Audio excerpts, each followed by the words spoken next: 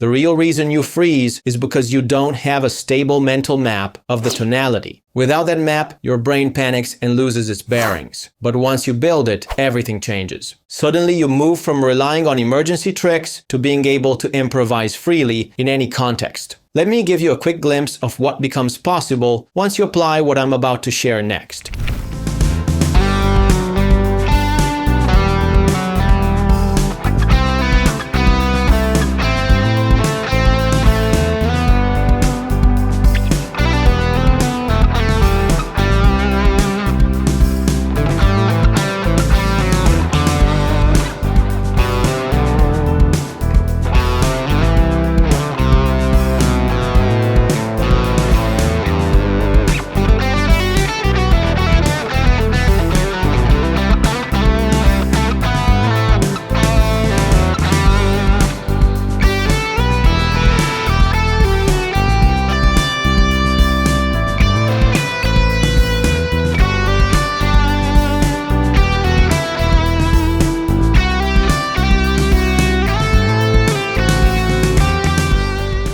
So how do you build that map? Step 1 is pitch matching. If you can't match notes with your voice, you can't retain notes in your head. So improvising the way I'm suggesting will be impossible. Luckily, I started out unable to match pitch myself, and I've since helped hundreds of musicians develop this skill. So if that's where you are right now, stick with me. Anyone can learn it, no matter how difficult it feels in the beginning. Step 2 is singing the scale. This is where you begin to feel the structure of tonality. The scale itself becomes your first musical map, but only after steps 3 and 4 are fully in place. Step 3 is internalizing the 7 scale degrees and their sensations. When you internalize the unique feeling of each degree, you'll be able to imagine a note in your head and instantly know which degree it is. You'll also be able to hear a melody in your imagination and immediately recognize which scale degrees are being used. Once that's solid, step 4 becomes the final building block that makes improvisation as natural as speaking with a friend. Step 4 is connecting this musical map to your instrument.